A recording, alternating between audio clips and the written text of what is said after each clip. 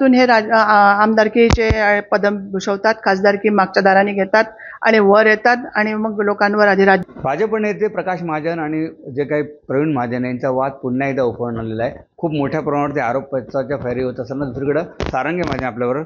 सारंगे, ते काय नेमकं प्रकरण आहे? तुमच्यावर देखील प्रकाश महाजनांनी आरोप केलेले आहेत. प्रमोद महाजन आणि प्रवीण महाजन जे काय असेल त्यांच्यासंदर्भात काय सांगा? आमचे प्रकाश महाजन यांनी भाजपात प्रवेश केला का? तुम्ही भाजप नेते म्हणून म्हटलंय म्हणून मला वाटलं.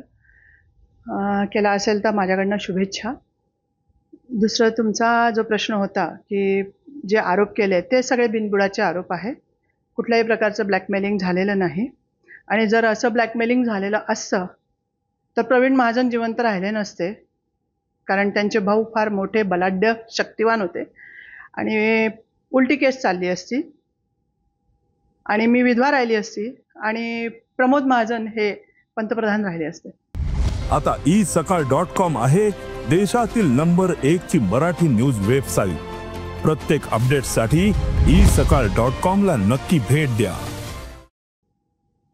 ब्लॅकमेलिंगचा आरोप केला जातोय, काय सांगायला संदर्भात? कारण तेच तुम्हाला सांगते, ब्लॅकमेलिंग जर केलं असतं तर प्रवीण महाजन जिवंत राहिले नसते, प्रमोद महाजन पंतप्रधान राहिले असते आणि मी विधवा म्हणून जीवन जगले असते 2006 पासून.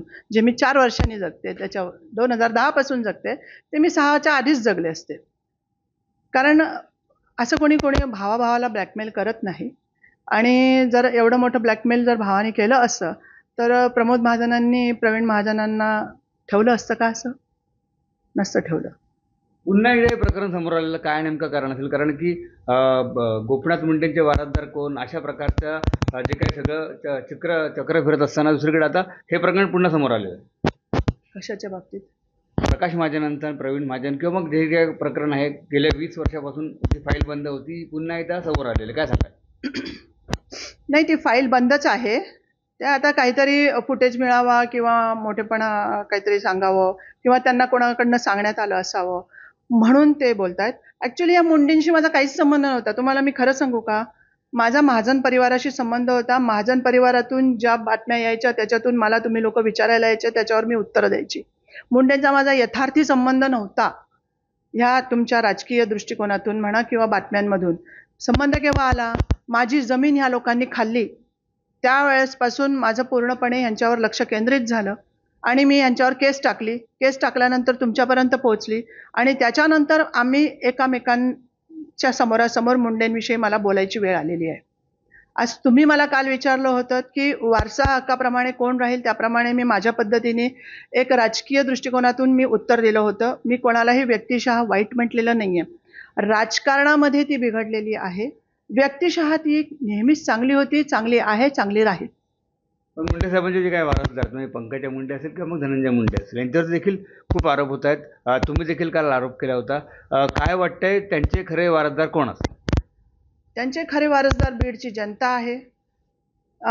गोपीनाथरावांचे जे कार्यकर्ते जुने ते वारसदार आहेत आणि जे घडवलेले कार्यकर्ते आहेत जे न बिघडता वर आले आहेत, मंत्रिपदापर्यंत पोहोचले आहेत, आमदार खासदार झाले आहेत, ते आहेत.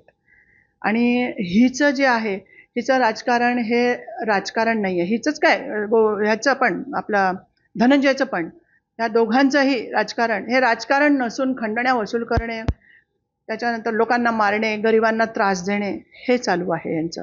त्याच्या माध्यमातून हे आमदारकीचे पद भूषवतात, खासदारकी मागच्या दाराने घेतात आणि वर येतात आणि मग लोकांवर अधिराज्य करत असतात आणि दमदाट्या करून पैसे कमवत असतात.